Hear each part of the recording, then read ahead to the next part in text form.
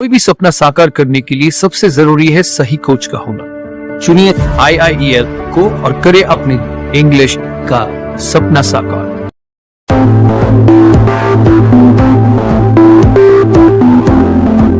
अस्सलाम वालेकुम वरहमतुल्लाहि वबरकातुह।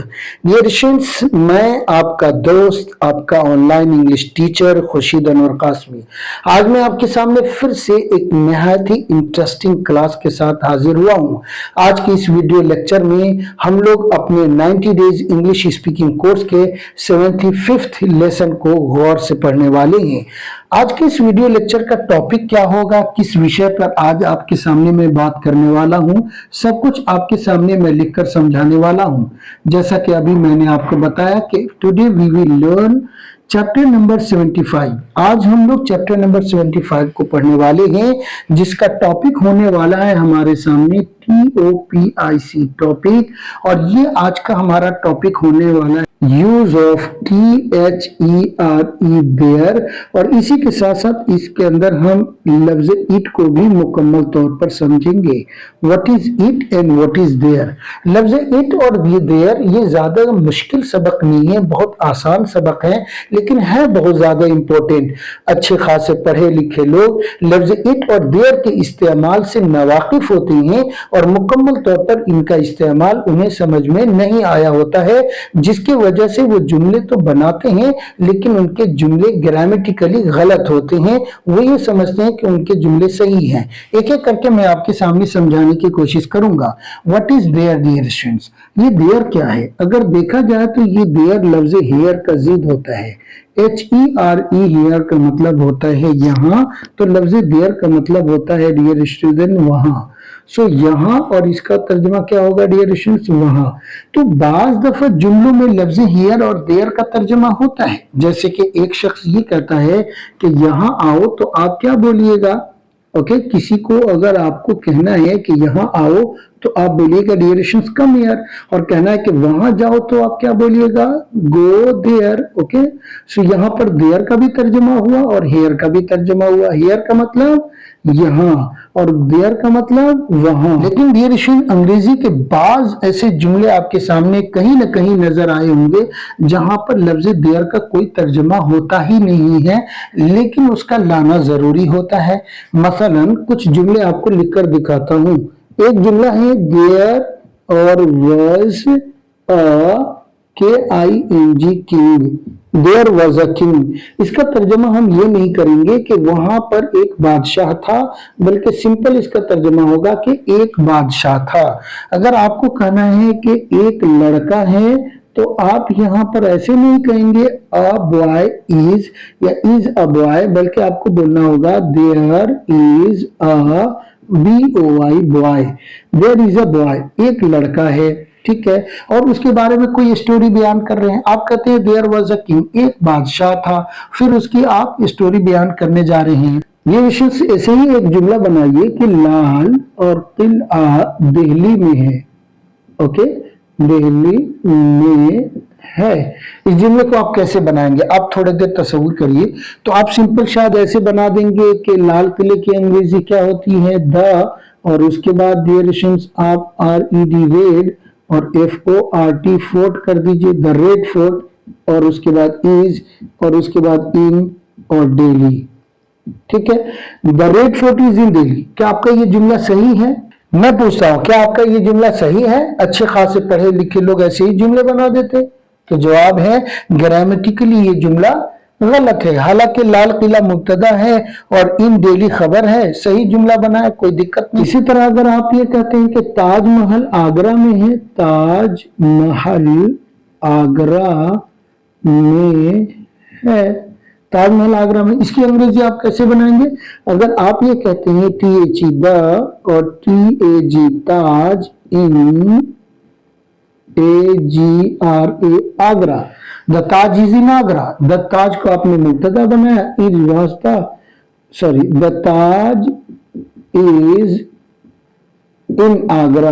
तो इस सूरत में अगर आप देखा जाए तो ये आपका जुमला सही होना चाहिए, क्योंकि इस सूरत में द ताज क्या है? मुब्तदा है, इज वास्ता है, इन आगरा खबर है।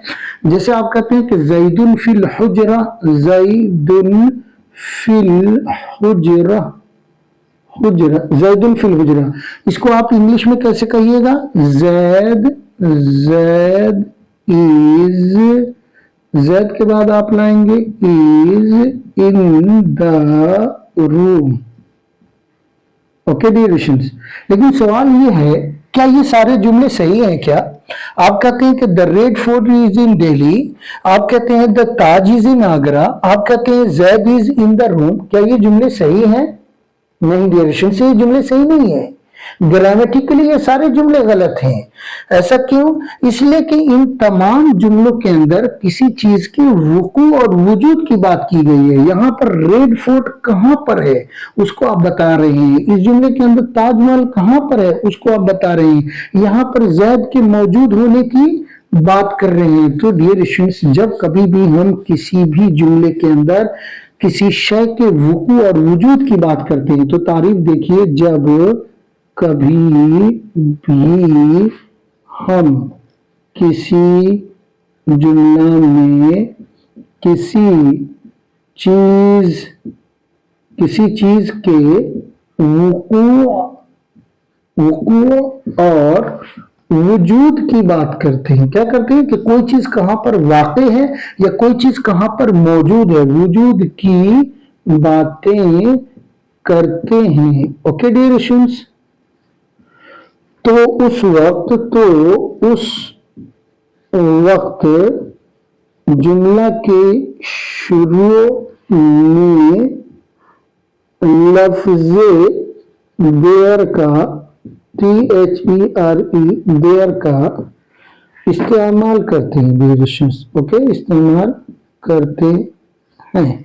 आई होप सो आपको ये तारीफ समझ में आ गई होगी कि जब कभी हम किसी, यानी जब कभी भी हम किसी जुमले में किसी चीज के वुकू और वजूद की बातें करते हैं तो उस वक्त जुमले के शुरू में लफ्ज़ देर का प्रयोग करते हैं। यानी जब भी हम ज़र्फ़ मकान या ज़र्फ़ ज़मान की बात करते हैं, वुकू और वजूद क्या होगा डियर स्टूडेंट्स? ज़र्फ़ की बात हो रही है, गौर से समझिएगा। ज़र्फ़ तो आप जानते हैं ना, किसी चीज के अंदर मौजूद होने की बात कर रहे हैं। तो ज़र्फ़ की दो किस्में होती है डियर स्टूडेंट्स, ज़र्फ़ मकान होता है, I am going to write here ज़र्फ़ मकान, और दूसरा क्या होता है डियर स्टूडेंट्स? ज़र्फ़ ज़मान होता है। यानी या तो आप किसी चीज के वजूद और वुकू की बात किसी समय के अंदर कह रहे होंगे या किसी जगह के अंदर कह रहे होंगे। दोनों सूरतों में जुमले के शुरू में लफ्ज़ देयर का लाना जरूरी। उस सूरत में लफ्ज़ देयर को देयर, INDUCTORY, इंडक्टरी कहा जाता है। यानी लफ्ज़ देयर को प्रयोग करने की दो शक्ल है। कभी कभी लफ्ज़ देयर को एज अ इंडक्टरी के तौर पर प्रयोग करते हैं और कभी कभी लफ्ज़ देयर को जुमले में सब्जेक्ट के तौर पर प्रयोग करते हैं। ये जो जुमला था देयर वाज अ किंग या देयर वाज अ बॉय, इन जुमलों के अंदर लफ्ज़ देयर को एज अ सब्जेक्ट प्रयोग किया गया है। यहाँ पर भी एज अ सब्जेक्ट प्रयोग किया गया है। लेकिन कुछ वो जुमले, जैसे आपने कहा है कि ताजमहल आगरा में है, लाल किला दिल्ली में है, व्हाइट हाउस अमेरिका में है, IIL देवबंद में है, ऐसे जो जुमले आप बोलते हैं, इन जुमलों के अंदर लफ्ज़ देयर का प्रयोग एज अ देयर इंडक्टरी होगा। वो सिर्फ जुमले के शुरू करने के लिए उसका प्रयोग किया जाएगा, बाकी उसका कोई मतलब नहीं है, उसका कोई तर्जमा नहीं होगा। सिर्फ और सिर्फ जुमले को खड़ा करने के लिए, जुमले को कायम करने के लिए उसका प्रयोग होना जरूरी है। यही कायदा है डियर स्टूडेंट्स। इसके हटके अगर आप कोई जुमला बनाते हैं तो आपका जुमला गलत होगा। मिसाल के तौर पर ज़र्फ़ मकान की बातें करिए, ज़र्फ़ ज़मान की, दोनों सूरतों में सबसे पहले आप लफ्ज़ देयर की तरकीब समझिए। लफ्ज़ देयर की तरकीब ये होती है कि सबसे पहले देयर लाना है आपको, उसके बाद डियर स्टूडेंट्स HV यानी हेल्पिंग वर्ब लाना है, और उसके बाद डियर स्टूडेंट्स आपको अपना सब्जेक्ट लाना है, जो भी सब्जेक्ट होगा। उसके बाद डियर स्टूडेंट्स VERB वर्ब होगा या फिर NOUN नाउन होगा। और डियर स्टूडेंट्स उसके बाद आपको तीन चीजों में से किसी एक को लाना है, या तो एट लाना है, या फिर इन लाना है, या फिर ऑन लाना है। ये तीन प्रीपोजिशन का प्रयोग होगा। और उसके बाद डियर स्टूडेंट्स आप यहाँ पर या तो प्लेस ले आएंगे, प्लेस का मतलब जगह, या फिर TIME टाइम लाएंगे, टाइम का मतलब वक्त होता है। तो आई होप सो आपको समझ में आ गया होगा। इसका इस्तेमाल दो मकाम के लिए होता है, ज़र्फ़े ज़मान के लिए और ज़र्फ़े मकान के लिए। ठीक है डियर स्टूडेंट्स, अगर ज़र्फ़ मकान की बात हो तो प्लेस ले आइएगा इन, एट, ऑन के बाद, और ज़र्फ़ ज़मान की बात हो तो इन, एट, ऑन के बाद आप टाइम को ले आइएगा। आई होप सो आपको इतनी बात समझ में आ गई होगी। चलिए इसे हम जुमलों में प्रयोग करके इसी स्ट्रक्चर के अकॉर्डिंग जुमले बनाकर देखते हैं।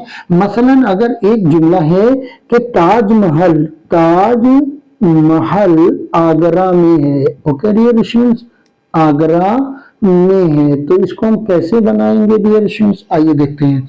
सबसे पहले नंबर पर आपको देयर लाना होगा, देयर के अकॉर्डिंग चुनाचे आप सबसे पहले THERE देयर लाएंगे।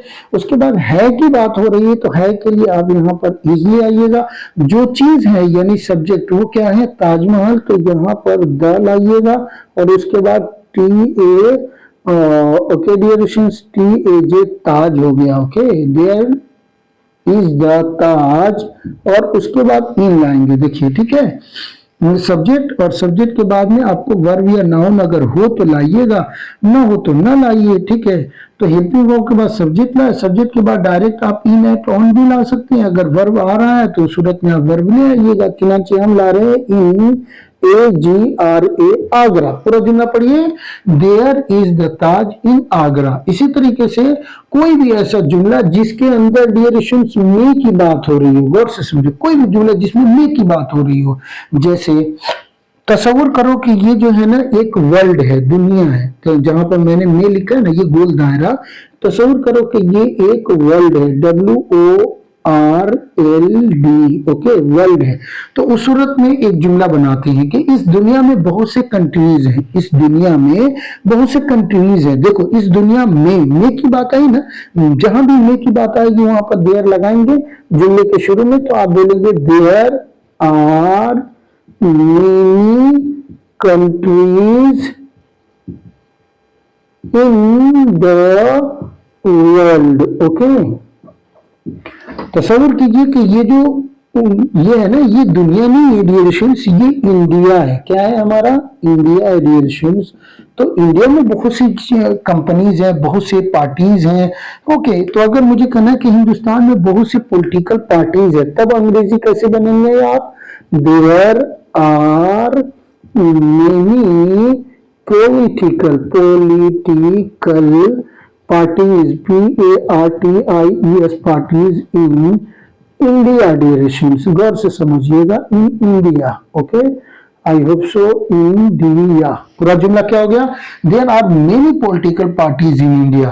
तस्वीर करो कि ये दिल्ली है और दिल्ली के अंदर आपको ये कहना है कि दिल्ली में बहुत सी हिस्टोरिकल प्लेसेस हैं, तो आप कैसे बोलिएगा, देयर और dear students are many historical, HISTORICL historical places in Delhi, okay.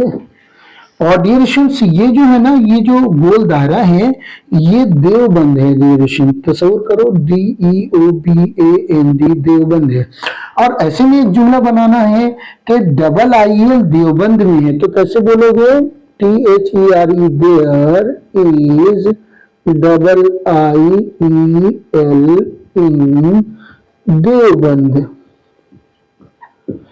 इन तमाम जुमलों को बनाने की एक दूसरी तरकीब भी है, कैसे, the Taj is in Agra, ऐसे भी बना सकते थे, लेकिन ये जुमला क्या होगा, ग्रामेटिकली गलत होगा। इसी तरीके से आप ऐसे जुमले बना सकते थे, many countries are in the world, लेकिन ये जुमला ग्रामेटिकली क्या होगा, गलत होगा, क्योंकि यहाँ पर वुकू और वजूद की बात हो रही है। जब भी किसी चीज के वुकू और वजूद की बात होती है तो देयर शुरू में जरूर आता है। आप इस जुमले को ऐसे भी बना सकते थे कि मेनी पॉलिटिकल पार्टीज, और उसके बाद आर लाते, इन इंडिया लाते, देयर को न लाते, लेकिन ये जुमला गलत हो जाएगा। इसी तरीके से आप ऐसे भी बना सकते हैं कि many historical places are in Delhi, ये भी जुमला गलत होगा। IIL इज इन देवबंद, जुमला गलत होगा क्योंकि वुकू और वजूद की बात करती हैं। तो आई होप सो आपको समझ में आ गया होगा कि जब भी हम किसी चीज की वुकू और वजूद की बात करते हैं तो जुमले के शुरू में लफ्ज देयर को एज अ देयर इंडक्टरी प्रयोग करते हैं। वो सिर्फ जुमले को खड़ा करने के लिए प्रयोग किया जाता है, बाकी जुमले में उसका कोई तर्जमा यहाँ वहां जो हो रहा था वो नहीं होता है। इसी तरीके से एक मिसाल ज़र्फ़ ज़मान की भी ले लेते हैं। अगर मुझे कहना है कि अगले हफ्ते एक मीटिंग है तो सिंपली क्या बोलेंगे, there is MEETING meeting next week, NEXT डियरेशंस NEXT नेक्स्ट, और ये ले लीजिए WEEK week. There is a meeting next week, अगले हफ्ते एक मीटिंग है। यहाँ पर सिंपली क्या बता दिया कि अगले हफ्ते में मीटिंग है। मीटिंग का वकू कब होगा, वजूद कब होगा, वो अगले हफ्ते में है। आप ऐसे ही बोल सकते हैं कि there is my flight on Monday, Monday के रोज मेरी फ्लाइट है। तो इस जुमले की भी शुरुआत आप लफ्ज देयर से करेंगे, ऐसे नहीं बोलेंगे my flight is on Monday, ये जुमला गलत होगा। मैं 100 बार आपको समझा रहा हूं कि कोई भी जुमला आपको कहना है क्लासरूम में 5 लोग हैं, तो ऐसे न बोले कि 5 students are in the classroom, ये गलत है। कैसे बोलेंगे, there are 5 students in the classroom. Okay, ये सही होगा। सो आई होप सो आपको मैं लफ्ज देयर को आसानी से समझा दिया हूं। Let's understand what is it. चलिए अब हम समझते हैं कि ये इट क्या होता है। डियर स्टूडेंट्स, इसे समझ लीजिए। लफ्ज इट का प्रयोग होता है डियर स्टूडेंट्स गैर ज़वील उकूल चीजों के बारे में बात करने के लिए। गैर ज़वील उकूल चीजों के बारे में बात करने के लिए लफ्ज़े इट को इस्तेमाल किया जाता है। सिंपली लिख लीजिए, इस्तेमाल किया जाता है। आमतौर पर लफ्ज़ इट का इस्तेमाल गैर ज़रूरी चीजों के बारे में बात करने के लिए किया जाता है, लेकिन ये इश्यूज इसका इस्तेमाल उस वक्त ज्यादा होता है जब कभी किसी जुमले का हमें सब्जेक्ट ही नहीं मिलता है, जब कभी हम कंडीशन की बात करते हैं, जब कभी हम सूरत हाल की बात करते हैं, गर्मी, सर्दी, अच्छा, बुरा, मुश्किल, मुमकिन, आसान, इस तरह के वर्ड्स की बात करते हैं, तो उस वक्त हम जुमले के शुरू में लफ्ज देर की बात करते हैं। तो लफ्ज इट का प्रयोग क्या होता है बताइए, जब भी हम डेज की बात करेंगे। डेज का मतलब दिन होता है।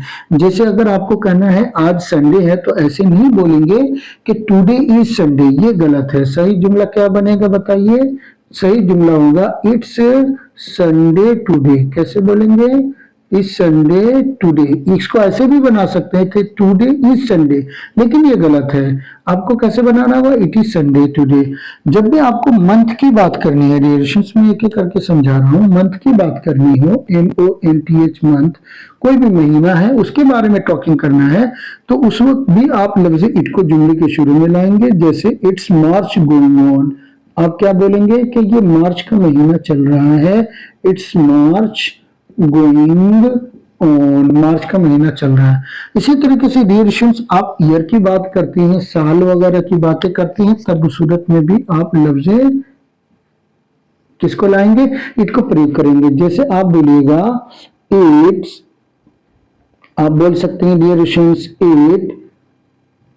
इट्स बोलिएगा इट्स 2024 गोइंग ऑन, के 2024 चल रहा है, 2024 चल रहा है। ओके डियर स्टूडेंट्स, इसी तरीके से जब कभी भी हम वेदर की बातें करते हैं, डियर स्टूडेंट्स, मौसम की बातें करते हैं, आप कोल्ड की बातें करते हो, COLD कोल्ड है, हॉट की बात करते हैं। जैसे कहना है कि आज बहुत ठंडी है, तो आप कैसे बोलोगे dear students, simply it's very cold today, it's very cold today.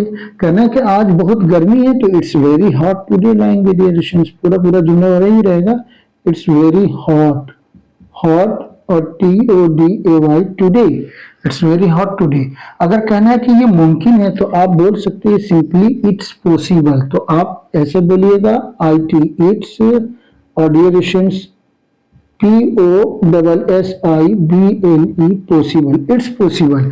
इसका मतलब ये नहीं होगा कि ये मुमकिन है, बल्कि इसका सिंपली तर्जुमा होगा मुमकिन है।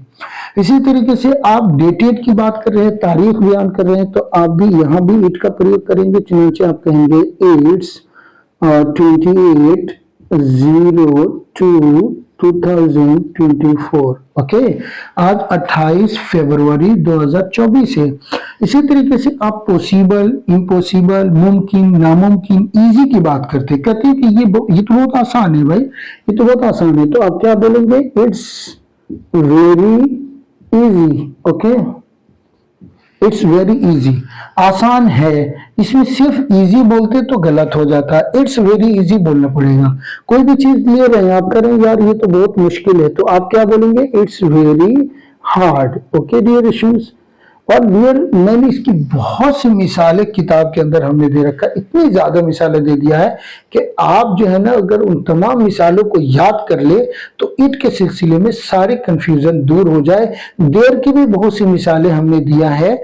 कहाँ दिया है? मैं अपनी किताब मुंतखब अंग्रेजी ग्रामर पार्ट 2 है, ये है ना हमारी किताब मुंतखब अंग्रेजी ग्रामर पार्ट 2, इसी का चैप्टर नंबर 75 में मैंने इस चैप्टर को कवर किया है बहुत अच्छे तरीके से। वहां पर सारी मिसालों के साथ इसको समझाया है। बहुत सी मिसालें हैं जो कि इट के जरिए से हमने यहाँ पर बनाया है। तो आई होप सो आपको मैं लफ्ज देयर और इट के बारे में जो भी इंफॉर्मेशन था उसको बताने में मैं कामयाब हुआ, और आप मेरे इस वीडियो लेक्चर से इस पूरे टॉपिक को समझ चुके होंगे। फिर भी अगर कोई डाउट है तो इस वीडियो लेक्चर को अगेन देखिए, और इस जैसे मजेदार क्लास के जरिए से आप एक बेहतरीन स्पीकर बनना चाहते हैं, एक बेहतरीन राइटर और रीडर बनना चाहते हैं, तो प्लीज आप मेरा 90 days English speaking course IIL app पर करिए, या फिर मुझसे 1 साल अंग्रेजी डिप्लोमा कोर्स करके एक मुकम्मल मेरे जैसा टीचर बनिए, और फिर आप अपनी मुस्तकबिल को रोशन करिए। आज के इस वीडियो लेक्चर में इतना ही। हमारी मुलाकात फिर किसी नए वीडियो लेक्चर में होगी। तब तक के लिए खुदा हाफिज। अस्सलामु अलैकुम व रहमतुल्लाहि व बरकातुहू।